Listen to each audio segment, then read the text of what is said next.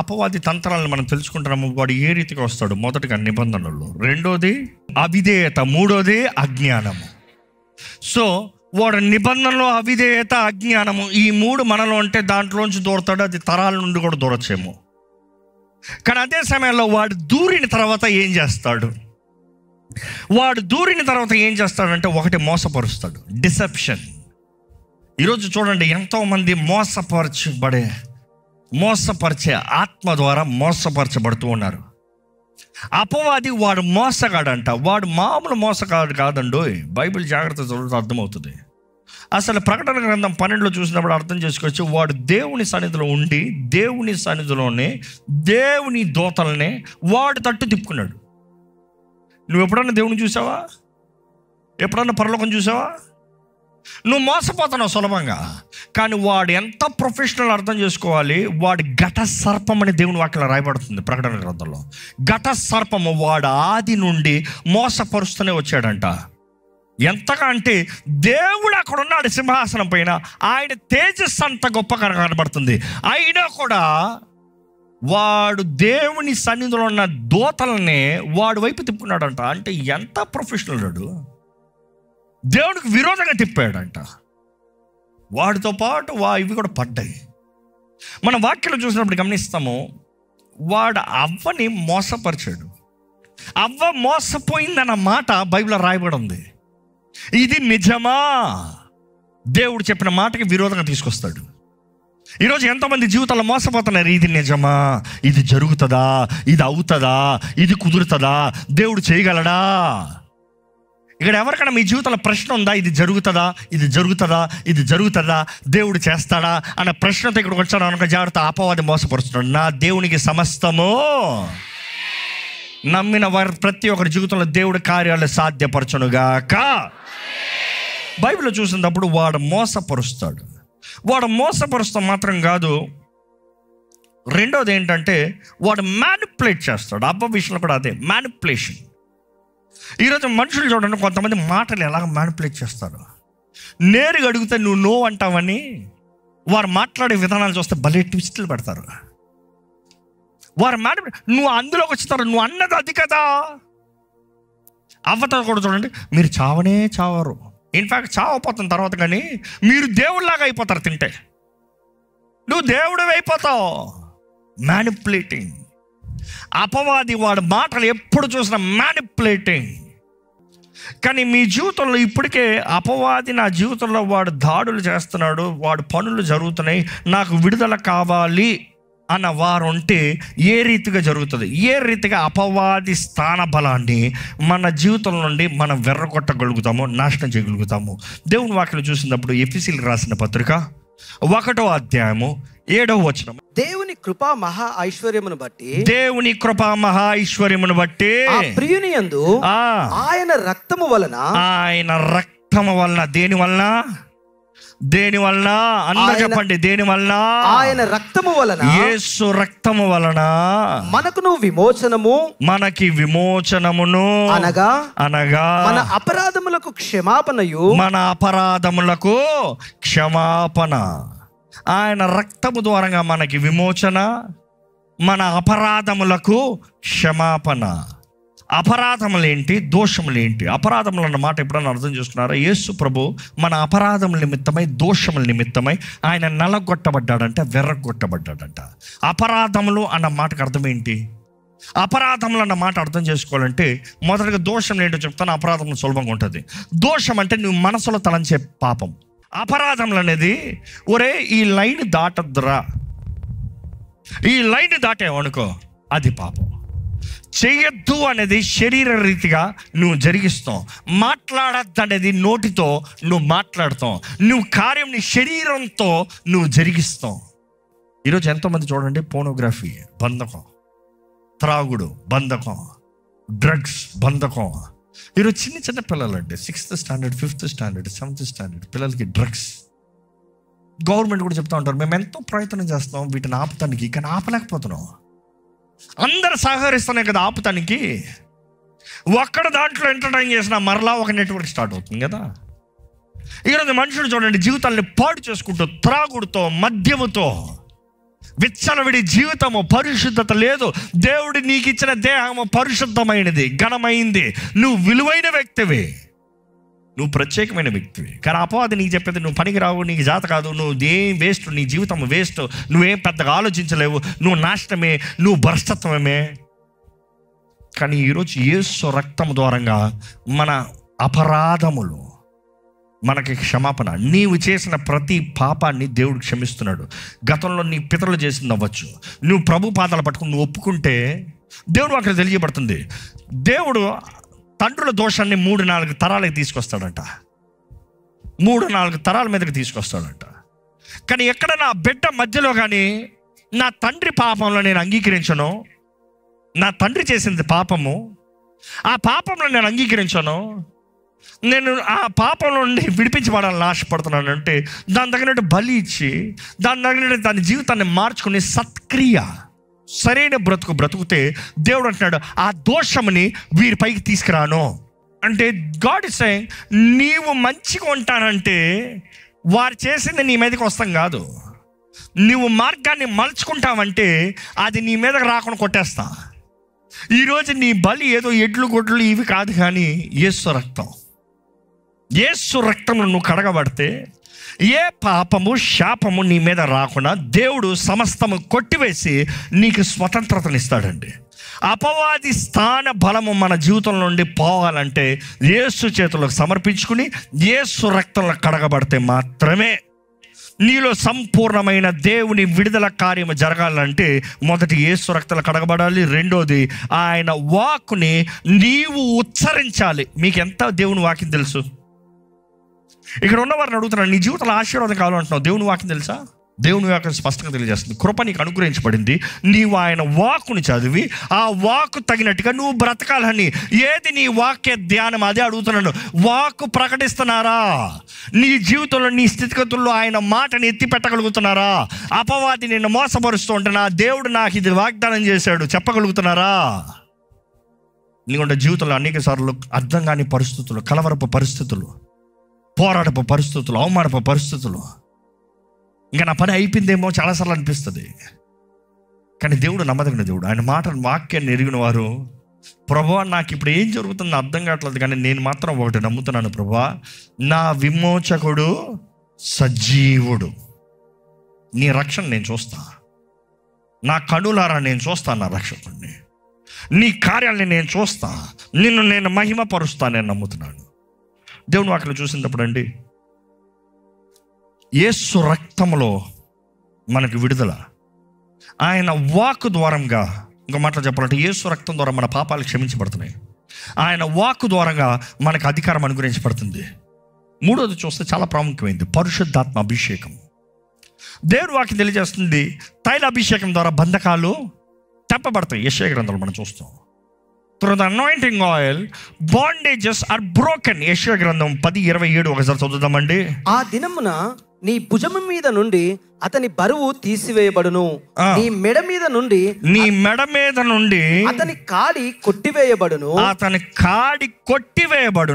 నీవు బలిసినందున ఆ కాడి విరగొట్టబడును.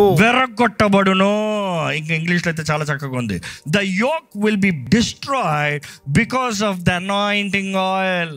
అభిషేకపు తైలము ద్వారంగా, నేను ఒక మాట అంటాను, అభిషేకపు తైలము ద్వారంగానే అంత శక్తి కలిగిన కార్యాలు జరిగితే పరిశుద్ధాత్మ శక్తి ద్వారముగా, పరిశుద్ధాత్మ అభిషేకం ద్వారంగా, పరిశుద్ధాత్మ నింపుదల ద్వారంగా ఎంత గొప్ప కార్యాలు జరుగుతాయి అంటారు. అసలు పరిశుద్ధాత్ముడు ఎవరు? దేవుడు. ఆ దేవుని శక్తి ఎక్కడ నుండి? ఆది కాండం నుండి చూస్తాం. ఆది కాండము అంధకారము, హీబ్రూలో చదువుతూ ఓల్డ్ హీబ్రూలో అర్థమవుతుంది ఆ స్క్రిప్చర్స్. మనం చీకటి ఏం చూస్తాం, కానీ అక్కడ కేయాస్ వాయిడ్, గందరగోళం ఉందంట, చీకటి ఉందంట. అలాంటి చీకటి మధ్యలో, అలాంటి గందరగోళం మధ్యలో దేవుని ఆత్మ పరిశుద్ధాత్మ వేరా? రెండు ఒకటే. దేవుని ఆత్మ జలముల పైన అల్లాడుతూ ఉన్నాడంట. ఆది కాండం చూస్తున్నాం.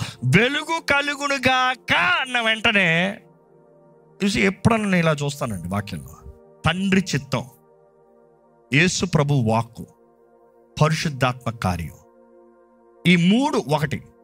బ్యాలెన్స్లోకి వస్తుంది. తండ్రి ఏది పలుకుతున్న, ఏది చిత్తం ఆయన కలిగి ఉన్నాడో అదే యేసు ప్రభు వాక్కు. ఆది యందు వాక్యం ఉండెను, వాక్యము దేవుని అయి ఉండెను, ఆ వాక్యము దేవుని యొద్ద ఉండెను, ఆ వాక్యము దేవుడి యందు కృపా సత్య సంపూర్ణధారిగా మన మధ్య ఆయన నివసించాడంట. అంటే ఆయన యేసు, ఆ వాక్కు యేసు.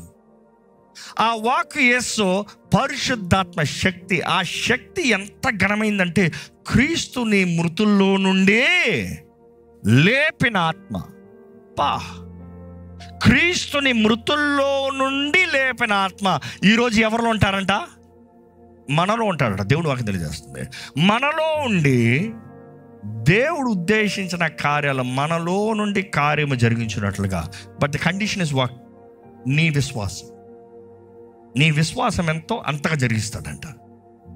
నీ సమర్పణ ఎంతో, నువ్వెంత దేవా ఇదిగో జరిగించు, ఇదిగో ఇదిగో అంటావో అంత. పరిశుద్ధాత్మ ద్వారా నడిపించబడతానికి ఆశ ఉందా?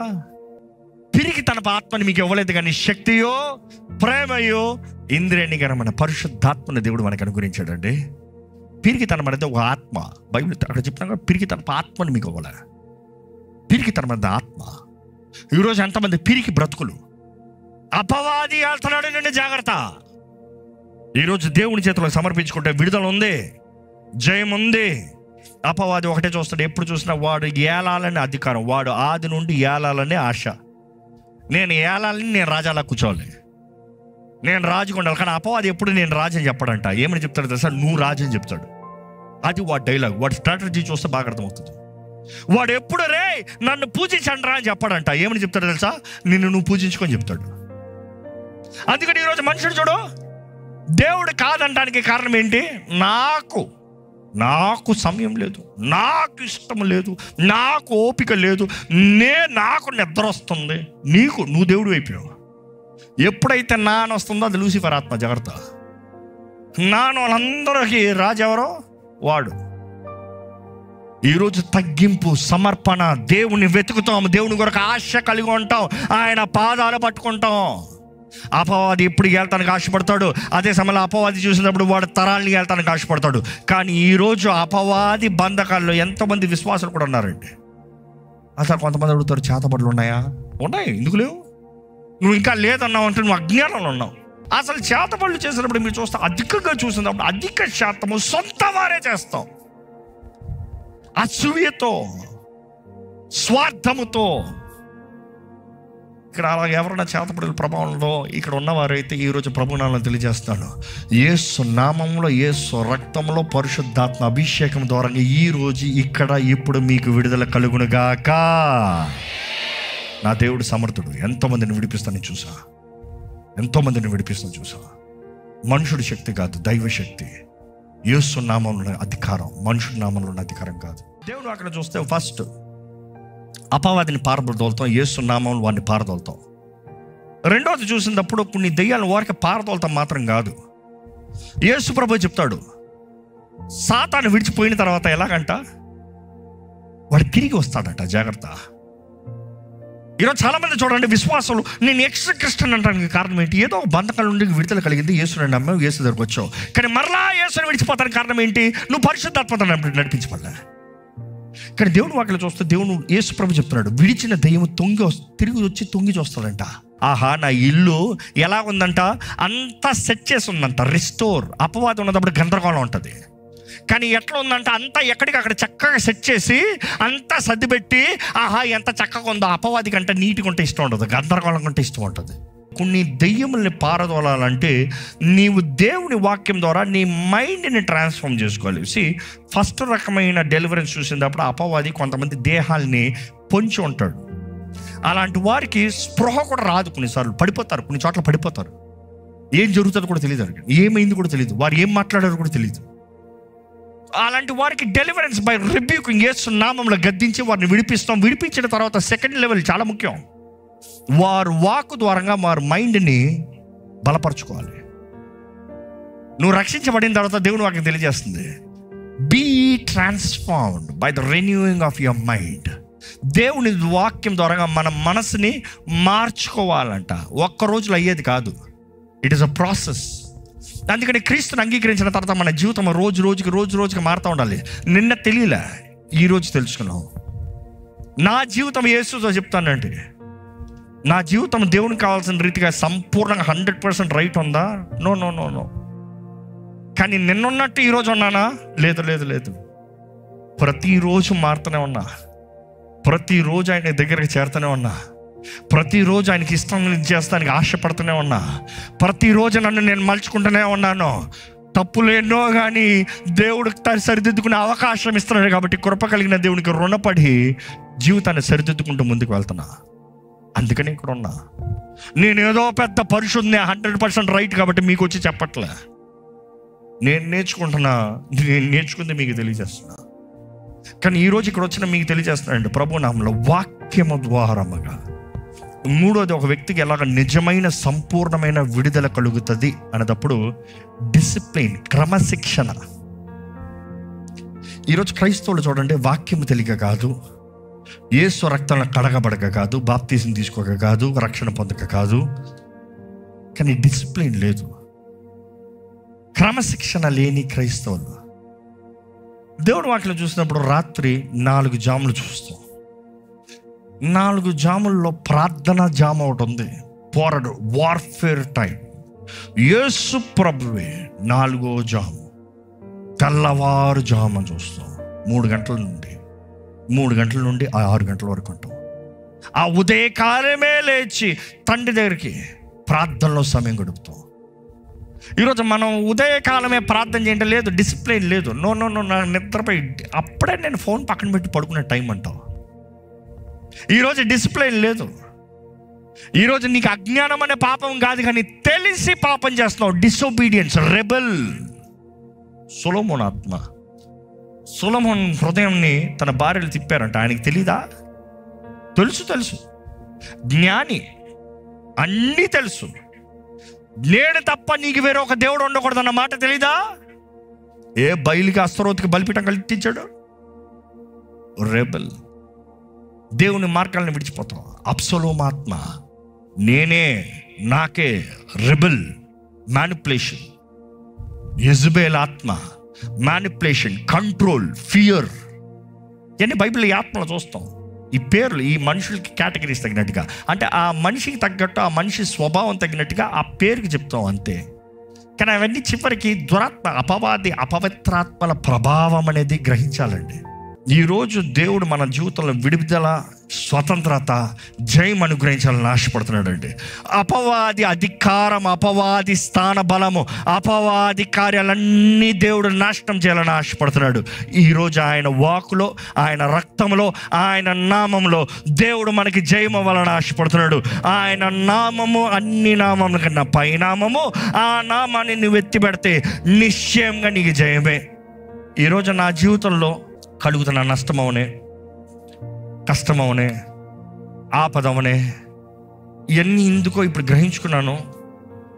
మేబీ నా పితరులు చేసిన కార్యంలేమో, వారు కట్టిన బలిపీఠాలేమో, వారి అవిధేయత ఏమో, లేకపోతే నా అవిధేయత, నేను దేవుని మాట వినలేదు, లేకపోతే నా అజ్ఞానం, నాకు ఏం జరుగుతుందో ఏం తెలుసుకోకుండా ఏమో అంటే బ్రతికిశాను.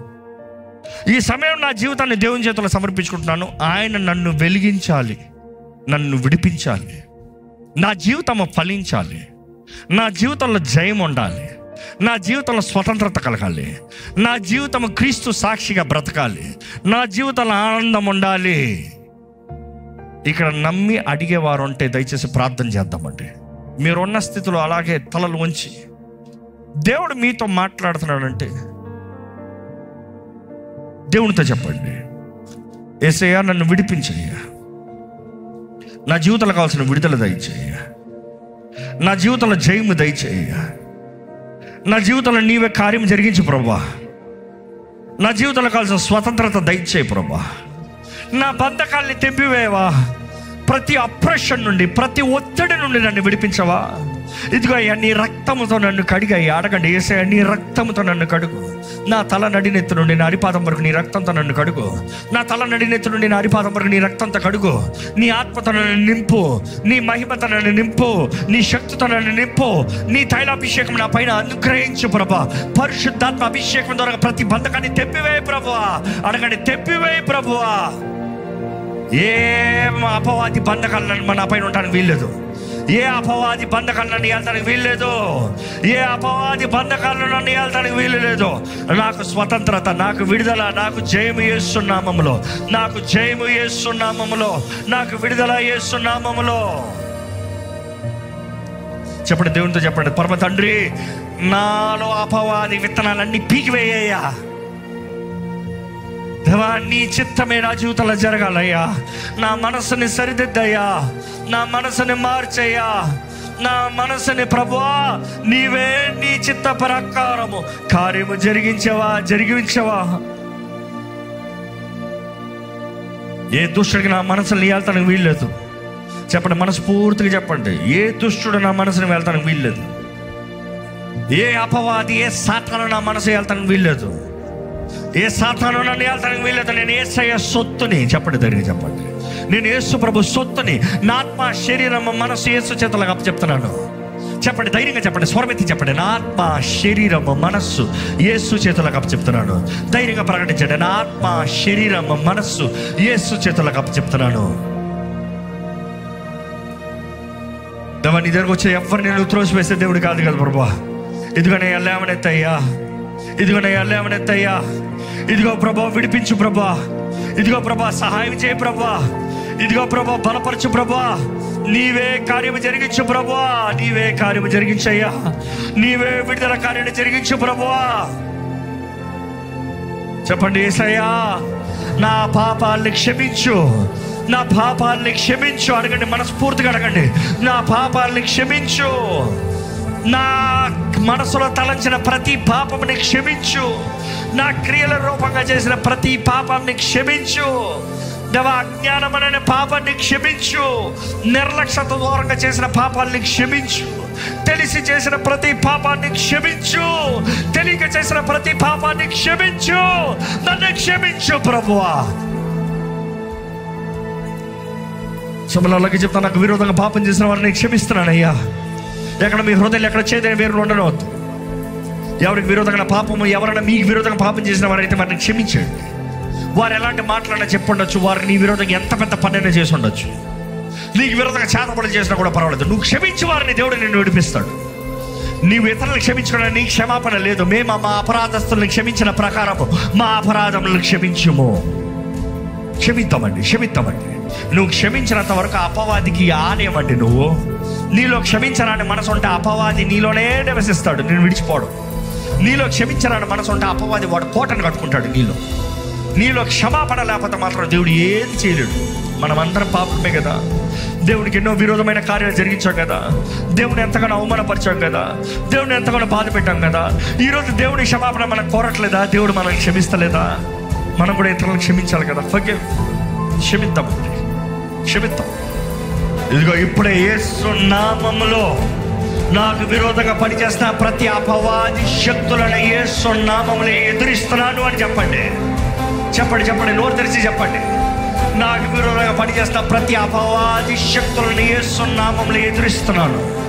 ఏ చీకటి నా పైన అధికారం లేదు. ఏ మోసపరిచే ఆత్మలకు నా పైన అధికారం లేదు. ఏ చేతపడి శక్తులకు నా పైన అధికారం లేదు. ఏ దుష్టుడికి నా పైన అధికారం లేదు. యేసు నామములో అధికారం లేదు. నా ఆత్మ, శరీరము, మనసు యేసుకే అర్పితము. ఇప్పుడే నజరేయుడైన యేసు నామము ఎవరెవరైతే యేసుకి వారి జీవితాన్ని సమర్పించుకున్నారో అపవాది నీకు వారి పైన అధికారం లేదు. ఎటువంటి రీతిగా పంపబడిన మోసపరిచాత్మలవనే, అపవిత్రాత్మలవనే, చేతబడి శక్తులవనే, చీకటి ప్రభావం ఏ రీతిగా రాని పొట్టగా నుండి ఉండని ఇప్పుడే నజరేయుడైన యేసు నామములో ప్రతి చీకటి బయటికి పోడుగా ఆజ్ఞాపిస్తున్నాను. యేసు నామములో విడుదల కలుగును గాక. యేసు నామములో విడుదల కలుగును గాక. ప్రతి బంధకాల నుండి విడుదల కలుగును గాక. ప్రతి చీకటి బంధకాలు ఇప్పుడే నజరేయుడైన యేసు నామములో, జీవము కలిగిన యేసు నామములో, జైవ అధికారము కలిగిన యేసు నామములో ప్రతి బంధకములు తెప్పబడును గాక అని ప్రకటిస్తున్నాను. ప్రతి ఒక్కరిని పొంచి ఉన్న చీకటి ఇప్పుడే విడిచిపోవాలని యేసు నామములో ఆజ్ఞాపిస్తున్నాను. యేసు రక్తంలో జయము, యేసు రక్తంలో జయము. ప్రభు యేసు రక్తంలో జయము. ధైర్యంగా ప్రకటించండి, యేసు రక్తంలో జయము, యేసు రక్తంలో జయము, ప్రభు యేసు రక్తంలో జయము. ప్రతి చీకటిని పారదోలుతున్నాం ఇక్కడ నుండి యేసు నామములో. అవుట్, ప్రతి చీకటి బయటికి రావాల్సింది. ఇదిగో ప్రభు, నీ నామములో మాకు శక్తిని దయచేయ. ఎవరెవరైతే విడుదల కోరుతున్నారో ప్రతి ఒక్కరి జీవితంలో విడుదల దయచేయ. ప్రతి భారము వారిపై నుండి తొలగిపోవాలి, ప్రతి భారము వారిపై నుండి తొలగిపోవాలి. ప్రతి అపవాది కట్టడలు ఇప్పుడే యేసు నామములో సంపూర్ణంగా తెంపబడాలి. ఇప్పుడే ప్రభా, నీ నామాన్ని పలుకుతంలో, నీ నామముల పలుకుతంలో మాకున్న విజయం కనబరచబడాలి. ప్రభా, ఇదిగోనే నీవే కార్యం జరిగించు, నీవే కార్యం జరిగించు, నీవే శక్తిని కనబరచు, నీవే కార్యం జరిగించు. ప్రభా, మా జీవితంలో నీవేనయ్యా కార్యం జరిగించేది, నీవేనయ్యా, నీవే కార్యం జరిగించే దేవుడు అయ్యా. నా జీవితంలో నమ్ముచున్నాను ప్రభా, నువ్వు కాకపోతే ఇంకెవ్వరు కాదయ్యా, నువ్వు కాకపోతే ఇంకెవ్వరు కాదు ప్రభా, నువ్వు కాకపోతే ఇంకెవ్వరు చేయలేరయ్యా, నువ్వు కాకపోతే ఇంకెవ్వరు ముట్టలేరయ్యా, నువ్వు కాకపోతే ఇంకెవ్వరు లేరు ప్రభా. నీవు మాత్రమే, నీవు మాత్రమే కార్యం జరిగించగలిగిన దేవుడివి, నీవు మాత్రమే సహాయం ఇచ్చే దేవుడివి, నీవు మాత్రమే, నీకు మాత్రమే సాధ్యమయ్యా, నీకు మాత్రమే సాధ్యము ప్రభా. ఇదిగో మా హృదయపూర్వకంగా కృతజ్ఞతాస్తుతులతో నీ దగ్గర మమ్మల్ని మేము సమర్పించుకుంటూ, నీ సహాయాన్ని వేడుకుంటూ మమ్మల్ని బలపరచువా ప్రభా, మమ్మల్ని లేవనెత్తువా ప్రభా, మాకు సహాయం చేయవా ప్రభా. ఇదిగోనయ్యా, నువ్వు కాకపోతే మా జీవితంలో బాగు చేయగలిగింది ఇంకెవ్వరు లేరయ్యా. నీ పునరుద్ధరణపు శక్తితో మమ్మల్ని లేపయ్యా, రోషము కలిగిన, పౌరుషము కలిగిన క్రైస్తవులుగా చేయ. నెమ్మది జయము కలిగిన జీవితాలతో మమ్మల్ని జీవింపజేయ. ఏ చీకటి తెగులు మమ్మల్ని పడతానికి వీల్లేదు, ఏ శాపం అనారోగ్యం మమ్మల్ని పడతానికి వీల్లేదు. ఈరోజు ప్రభా, ఇక్కడ నుండి వెళ్తున్న ప్రతి ఒక్కరూ వారి జీవితంలో ప్రతి విషయంలో నజరేయుడైన యేసు నామములో ఫలించునుగాక అని ప్రకటిస్తున్నాను.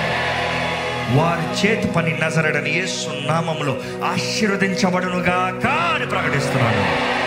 వారు అడుగుపెట్టిన స్థలములో వారికి సమాధానం యేసు నామములో కలుగునుగాక. మా దేహంలో నీ ఆలయముగా, మేము నీ సొత్తైన ప్రజలుగా, అధికారము, శక్తి, నెమ్మది కలిగిన జీవితంలో ఇక్కడ మమ్మల్ని ఒక్కొక్కరిని నింపి, నీ నామాన్ని ధరించిన వారు మేము దీవించబడిన వారు. నీ బిడ్డలకు కావాల్సిన స్వస్థత, నీ బిడ్డలకు కావాల్సిన విడుదల, నీకు బిడ్డలకు కావాల్సిన నూతన జయకరమైన జీవితం ఈరోజు ఈ కూడికల ద్వారా నీ బిడ్డలకు అనుగ్రహించవని నమ్ముతూ నజరేయుడైన యేసు నామములో అడిగి వేడుచున్నాము తండ్రి, ఆమేన్.